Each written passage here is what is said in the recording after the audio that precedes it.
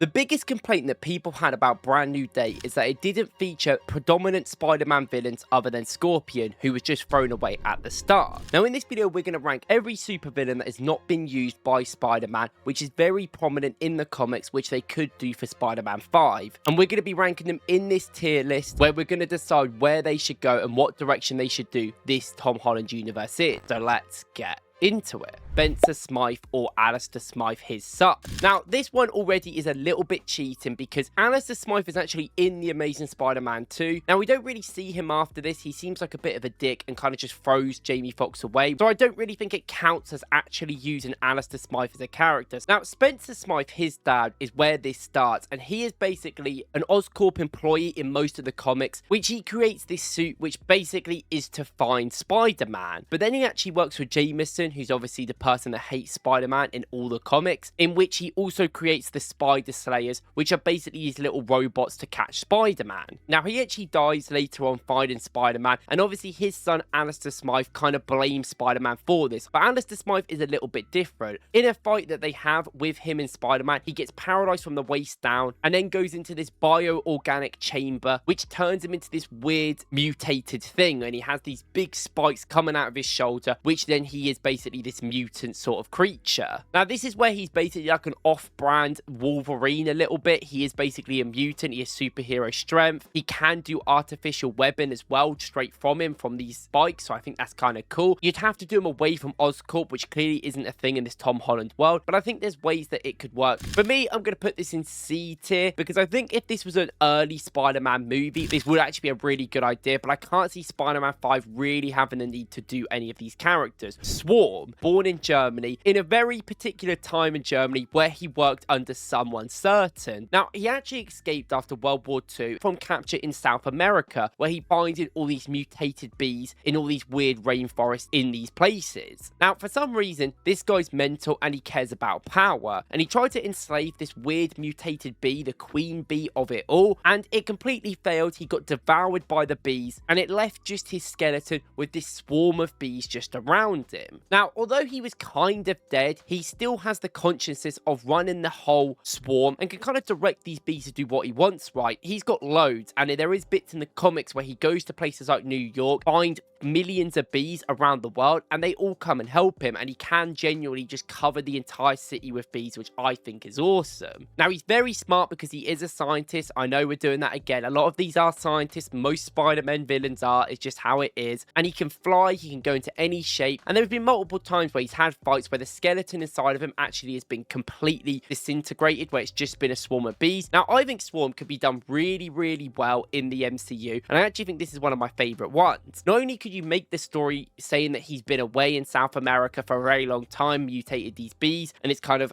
gave him this immortality that he's still alive, he visually could look so good in an MCU picture with a bunch of swarm bees going around him if they actually do the CGI right, which obviously is a whole thing in itself, which maybe sometimes they rush. For me, this is an A tier pick. I really think they should consider a Hobgoblin. Very, very similar to Green Goblin. He's someone that has perfected the Goblin formula. He's another scientist. Now, the whole reason why Hobgoblin is interesting in the comics is because no one knew his identity for like 10 to 15 years in it. It was always kept hidden. People didn't know if it was a copycat of Green Goblin or actually him himself. Now, the main guy was actually identified as a guy called Roderick Kingsley. Now, Roderick Kingsley worked for MJ. MJ in this universe, in this comics, in most of them, is like the head of this company, and he worked for her. And they basically said that he had this twin brother who would go into work sometimes and be like a more Dr. Jekyll, Mr. Hyde sort of thing. I think that's kind of a retcon of how it really works, because I don't think they had an idea when they first brought out Hobgoblin, but I do think there could be some good ways you do it. Now, the reason why I think this one is interesting is not because, oh yeah, it's another Green Goblin variant basically, but it's what you could do with this character. Hobgoblin is seen as a master manipulator and actually gets people to basically be Hobgoblin for him and do work for him where they don't know. They're kind of under this like sort of trance. One of the people in the comics who is predominantly doing this, who's very important, is Ned Leeds, who obviously all of you will know is a massive part of this Spider-Man universe. You could get someone like maybe a Roderick Kingsley convinces and gets Ned to be under this trance to be Hobgoblin, and I think that could be a really cool reveal when Hobgoblin is doing these sort of things, that is actually Ned Leeds and he is the bad guy.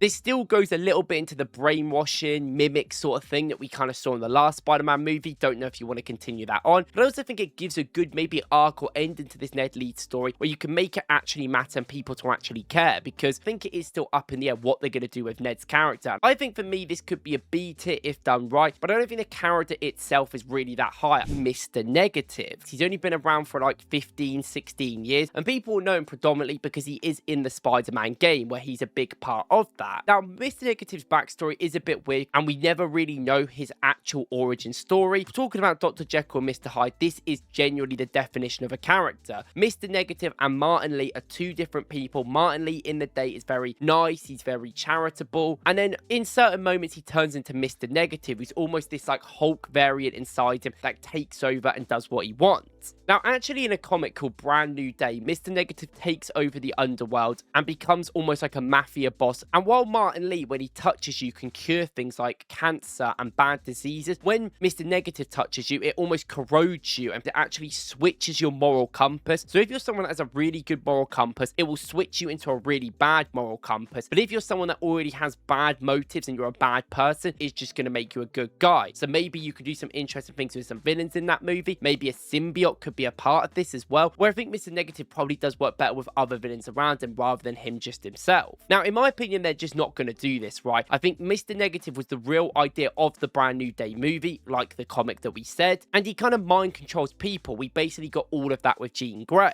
In my opinion, that means it's probably a B tier or C tier, and I'm going to put it in C, but it's a little bit too samey to what we've just got. Morlun, hard-hitting Spider-Man villain, where he's basically this hunter type of guy. As soon as he touches you, he basically has an imprint on you, and he can track you anywhere around the world. He's a more Hitman stalker-like character, and he's also part vampire, right? This guy's quite big in the Morbius world, and given the situation with the whole Morbius and sort of the Sony-verse in itself, I don't think they're going to touch this guy at all. In my opinion, this is an F tier person. Do not use Morlun. It makes no sense. Black Cat. Now, Black Cat is basically the Catwoman of the Marvel Universe in a whole, where she is basically this robber. She steals things. She's sometimes bad, sometimes good. She's sometimes the love interest of Spider-Man. In the game, she actually is as well. And while she does have some weird supernatural thing where she has bad luck a lot of the time, where people who interact with her too much get bad luck. Now, the reason why they haven't done her is not because the character isn't cool enough and isn't because they could do a separate adjacent love interest for Spider-Man, which I think given the fact that him and MJ aren't together after Brand New Day is actually something you could do even more right now. Sony have been trying to do this Sony-verse. She was a big part of it. They actually tried to get her to do a movie multiple times now and it's been cancelled. It's not quite worked. They don't want to give her to the MCU because that means they can't do their own one, and she is such a prominent and big character they could still sell. Now, I think it is time that you just give Black Cat to the MCU, but it has to be used in the right way. She isn't going to be this main villain in the story. She could be, but I think that's bad. She needs to be someone that you think is a villain, then works with you, and sort of becomes this anti-hero type, right, against someone that is bigger and bad. She would have to be used long-term as well. If you brought her into a movie and then at the end did this sort of Jean Grey thing where she goes off, I think that's stupid, and I think Sony would never sign off on that. They need this character to be there long-term. And honestly, I think putting her in a movie would be A tier, but I just don't think it's going to happen because of the Sony politics. Kraven the Hunter. Now, I'm not going to lie, I'm not the biggest Kraven the Hunter fan. He is this more hunter guy where he hunts Spider-Man and is actually got one of the most famous comics of all time called The Last Hunt, where he puts Spider-Man in a coma and then after Spider-Man wakes up and then he just offs himself, right? Kraven's been done pretty bad, I would say, in terms of media. The Kraven the Hunter movie basically killed off the Sony-verse as long as there are other projects, and that's why I just don't think they'll do him right. Maybe now because they've kind of admitted that they've cancelled that verse. He has got some instinctual things where he's basically like half Predator. There's games like the Amazing Spider-Man 2 game where I just think he wasn't that cool in that game and he was kind of like a side character. For me, this is a B tier because I think you can do it well. His comics are very deep and hard-hitting, and I just don't think they'll touch that in the MCU. Chameleon, who's actually the half-brother of Kraven the Hunter, also from Russia at the same time. A guy that can basically transform his skin into anything, and sometimes in the comics it's been like an instinctual power he has, like he's a mutant, but in also new media it's almost like this suit of armor he puts on. And in the Kraven the Hunter movie, he has this weird voice thing, which then he ends up developing this style in the future. I prefer the one where he has a proper serum and it changes his skin, where he can change his powers rather than putting on suits and outfits really well. I just don't care about that as much. And I do think there's too many similarities with Mystique, who is now coming back, whether it be in in the X-Men reboot or in the Doomsday movie. I think before Chameleon was in Kraven the Hunter movie, this guy would have been an A-star person, because I think there's a lot of things you can do. He has been used recently which didn't go very well, so you're probably gonna have to give it 10 years until they use him again. So for me, this is like a B-tier villain. Don't really think it works with the universe overall. Jackal. Now, Jackal's got a very complicated backstory, but he is a very impactful person in the comics of Spider-Man. He basically was a professor in most of the comics, where Gwen Stacy is one of his students, and then he has this weird love-hate relationship with her where he gets obsessed when Gwen Stacy ends up dying, and then he kind of puts this special Jackal DNA into his bloodstream. I know it's very similar to a lot of the ones we've spoken about. Now, he turns into this weird like Jackal freak creature that we see here that kind of looks a bit like Beast, but it's not really, and he's much more a close combat person. He has a lot of fighting techniques that remind me a bit of Wolverine. He's a great MMA fighter, so that really does make him cool when in fighting scenes, and he's pretty grounded. He doesn't have like insane powers, but he's very useful, and in a lot of the comics he can help kill people that they love. That's why he's so impactful in the comics. Now, he creates clones of himself, and then there's loads of them, and I don't think they'll do any of that, and he is mentioned in the Kraven the Hunter movie, but they're obviously not doing that in the future. And I genuinely think Jackal might have been a guy that was way more catered towards the Chasm universe. I genuinely think in the Amazing Spider-Man 3 there's ways you could have set him up in that movie after Green Goblin, but now I just don't think he works with how the Spider-Man universe works in the MCU. It's not as dark in my opinion. It doesn't have these sort of consistent Oscorp and Serum things compared to other Spider-Man franchises, so I'm not sure Jackal's great, but he is a great character, can be done well. For me, I'm going to put him in B, but I do think there could be some work there. There is a few people within the MCU universe that I do think could play a bigger part in Spider-Man 5, which could be quite interesting. Kingpin, who has been basically in all the TV shows, runs all of New York, yet they refuse to mention him at all in the Spider-Man universe, which makes no sense. Kingpin is a big villain of Daredevil, but he's not just the Daredevil villain who have used consistently in their movies, and now he's been exiled away from New York in the last bit of Daredevil TV show.